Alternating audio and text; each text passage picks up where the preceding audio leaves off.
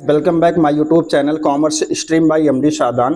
Guys, आज हम इस वीडियो में फंडामेंटल का क्वेश्चन नंबर 51 करेंगे जो कि पास्ट एडजस्टमेंट से रिलेटेड होगा। ठीक है गाइस, मैंने बताया था कि पास्ट एडजस्टमेंट दो टाइप के क्वेश्चन होते हैं। टाइप 1 अभी हम कर रहे हैं जिसमें जो एरर्स होते हैं, जो ओमिशंस होते हैं, वो अप्रोप्रिएशन से रिलेटेड होते हैं। दूसरी चीज़ टाइप 1 की एक खास बात और होती है, इसमें जो है पार्टनर्स का पीएसआर चेंज नहीं होता, यानी जो प्रॉफिट शेयरिंग रेशियो होता है वो चेंज नहीं होता और क्वेश्चन बहुत इजीली सॉल्व भी हो जाते हैं। लेकिन जो टाइप 2 होता है ना, उसमें आप देखेंगे कि जो पार्टनर्स का पीएसआर होता है वो चेंज हो जाता है। बहरहाल वो तो हम कल करेंगे, लेकिन आज हम क्या करते हैं, टाइप 1 का लास्ट क्वेश्चन जिसमें पार्टनर्स का जो पीएसआर है वो कांस्टेंट रहता है, मतलब चेंज नहीं होता। ठीक है, तो आइए क्वेश्चन नंबर 51 देखते हैं। इसमें क्या कहता है, कह रहा A, B and C are partners sharing profits in the ratio of 2:1, यानी ये पार्टनर्स का पीएसआर हो गया। They are fixed capital. अब देखो गाइस, यहाँ पे पार्टनर्स का जो कैपिटल है उसका नेचर बता दे रहा कि फिक्स होगा। इसका मतलब जो भी एडजस्टमेंट करना होगा वो पार्टनर्स के करंट अकाउंट से करेंगे, ना कि पार्टनर्स के कैपिटल अकाउंट से। ठीक है, कह रहा 1 rupees 4 lakh, rupees 2,50,000 and rupees 1 lakh respectively. ये तीनों पार्टनर्स का कैपिटल हो गया। आगे कह रहा कि net profit for the year ending 31 March 2024 amounted to rupees 2,20,000। ये नेट प्रॉफिट है फर्म का, विच इज डिस्ट्रीब्यूटेड, जो ऑलरेडी डिस्ट्रीब्यूट हो चुका है, without providing for the following. लेकिन कुछ चीजें हम भूल गए हैं, कुछ एरर्स हमने कर दिए हैं। वो एरर क्या क्या हैं, देखिए। पहला एरर ये हुआ है कि बी को देखो 5,000 पर मंथ की सैलरी देनी थी, वो देना भूल गए, एंड सी को 10,000 पर क्वार्टर सैलरी देना था, वो भूल गए। तो पहला एरर ये हुआ।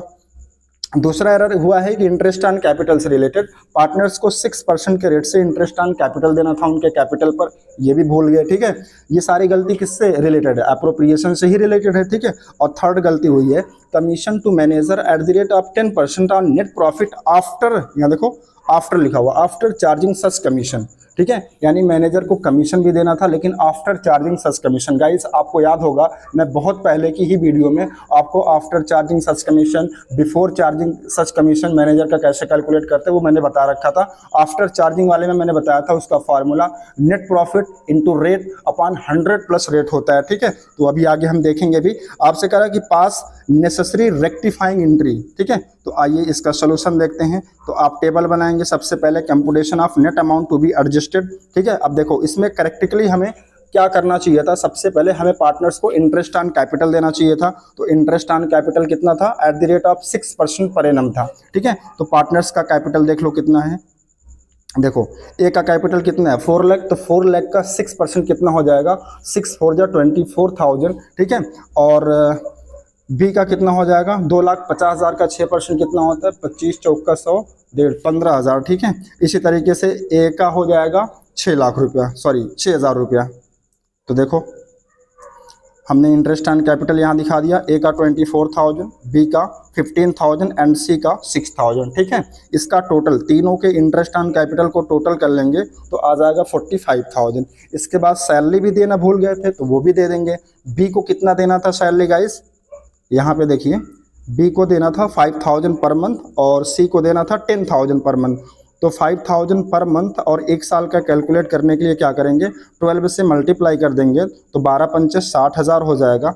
ठीक है, ये देखो, और सी को 10,000 पर क्वार्टर देना था गाइस। तो एक साल में कितने क्वार्टर होते हैं, 4 क्वार्टर होते हैं, तो 10,000 इंटू 4 कर देंगे तो 40,000 आ जाएगा। ठीक है, फिर इन दोनों की सैलरी को भी ऐड करके टोटल वाले कॉलम में लिख देंगे, 60,000 plus 40,000 is equal to 1 lakh हो जाएगा। ठीक है, इसके बाद क्या करेंगे, टोटल ऑफ क्रेडिटेड अमाउंट निकाल लेंगे, यानी हमने जो जो क्रेडिट कर रखा, तो इंटरेस्ट ऑन कैपिटल को और सैलरी को क्रेडिट किया था, तो ए का टोटल हो जाएगा कितना, 24,000, क्योंकि इसको सैलरी तो दी नहीं गई थी।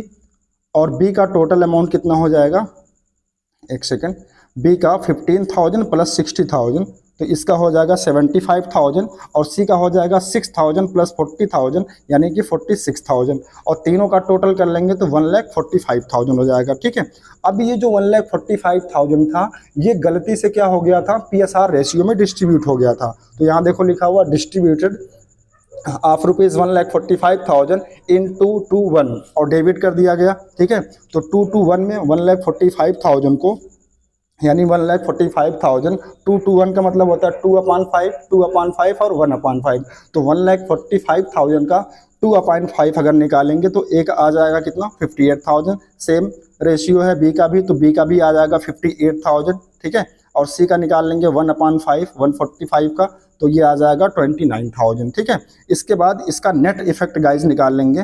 तो देखो नेट इफेक्ट अगर आप निकालते हैं तो देखो टोटल क्रेडिटेड अमाउंट कितना था ए का 24,000, जबकि डेबिट वाला कितना 58,000, यानी डेबिट वाला अमाउंट ज़्यादा है तो बैलेंस डेबिट वाला आएगा, यानी डेबिट बैलेंस आएगा 34,000 का, ठीक है। और अगर बी का हम नेट इफेक्ट निकालेंगे तो इसका क्रेडिट अमाउंट कितना था 75,000, जबकि डेबिट वाला अमाउंट कितना 58,000, यानी इसका क्रेडिट बैलेंस ज़्यादा है तो हम क्रेडिट बैलेंस दिखा देंगे 17,000 का। इसी तरीके से सी का अगर हम देखें तो इसका 46,000 क्रेडिट बैलेंस है, जबकि डेबिट बैलेंस सिर्फ 29,000 है, तो इसका जो नेट इफेक्ट आएगा वो 17,000 का क्रेडिट बैलेंस आएगा, ठीक है। और टोटल वाले में तो नील आ जाएगा। यहाँ तक तो आप कर ही रहते। एक चीज़ इस क्वेश्चन में और ऐड हो गई है, that is charge against profit. Manager का कमीशन क्या होता है, वो अप्रोप्रिएशन का पार्ट नहीं होता, वो चार्ज अगेंस्ट प्रॉफिट होता है। तो अब इसको आप ध्यान से समझना मेरी बात को कि मैं कह क्या रहा हूँ, ठीक है। देखो चार्ज अगेंस्ट प्रॉफिट आपको पता है कहाँ दिखाते हैं, प्रॉफिट एंड लॉस अकाउंट के डेबिट साइड में दिखाते हैं। तो अगर हम जो है चार्ज अगेंस्ट प्रॉफिट हम भूल गए हैं, मतलब मैनेजर को कमीशन देना था, ठीक है, कितना देना था। अच्छा पहले मैनेजर का कमीशन ही देख लीजिए। तो यहाँ लिखा है मैनेजर्स कमीशन आफ्टर चार्जिंग सच कमीशन। अब देखो 2,20,000 नेट प्रॉफिट है और इसका फार्मूला क्या होता है, नेट प्रॉफिट इंटू रेट।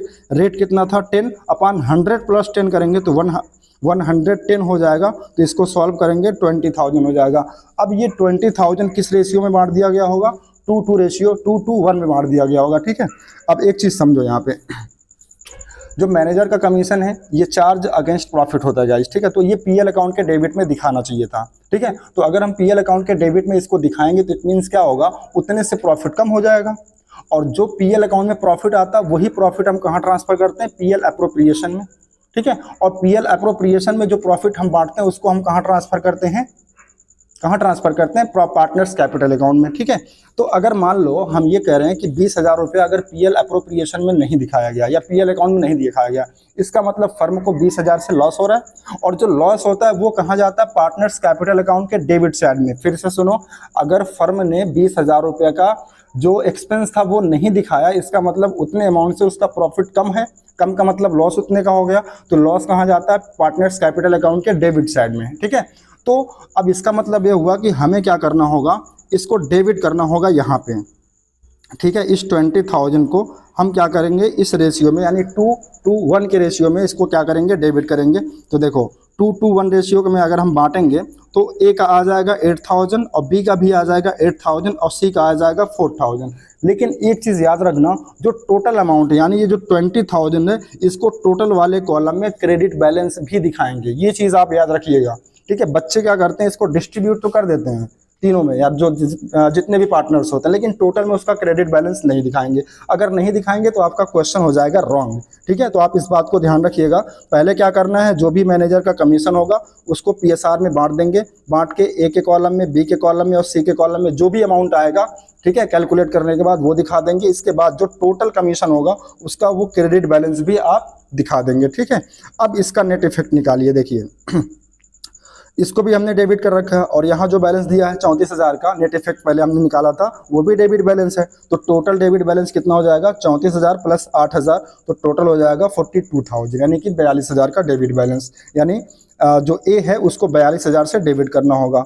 अब बी का देखो 17,000 का क्रेडिट बैलेंस है और 8,000 का क्या है, डेबिट बैलेंस है, ठीक है। तो 17,000 में से मतलब 8,000 जो डेबिट बैलेंस है वो एडजस्ट हो जाएगा, तो बचेगा कितना 9,000। और वो 9,000 कौन सा बैलेंस बचेगा, क्रेडिट बैलेंस बचेगा, ठीक है। देखो ज़्यादा कौन है 17,000, तो इसमें 8,000 डेबिट बैलेंस जो था वो एडजस्ट हो गया, तो बचा कितना 9,000। तो वो कौन सा बैलेंस दिखेगा, क्रेडिट बैलेंस। इसी तरीके से अगर हम सी का देखें तो सी का क्रेडिट बैलेंस कितना है 17,000, जबकि डेबिट बैलेंस कितना है 4,000। तो ये 4,000 का जो डेबिट बैलेंस है ये एडजस्ट हो जाएगा, तो बचेगा क्या 13,000। और कौन सा बैलेंस बचेगा, क्रेडिट बैलेंस। तो यहाँ देखो हमने क्या रखा है, क्रेडिट बैलेंस। और ये जो टोटल में 20,000 का क्रेडिट बैलेंस है वो एज इट इज़ यहाँ पे क्रेडिट कर देंगे, ठीक है। इसका मतलब ये हुआ कि हमें ए को डेबिट करना है कितने से, 42,000 से, और बाकी बी को क्रेडिट करना है 9,000 से, सी को क्रेडिट करना है 13,000 से, एंड सी क्या नाम है, जो ये मैनेजर का कमीशन है ये एक आउटस्टैंडिंग लाइबिलिटी है गाइस, क्योंकि मैनेजर का कमीशन अभी पे नहीं किया गया है तो बाद में पे करना पड़ेगा,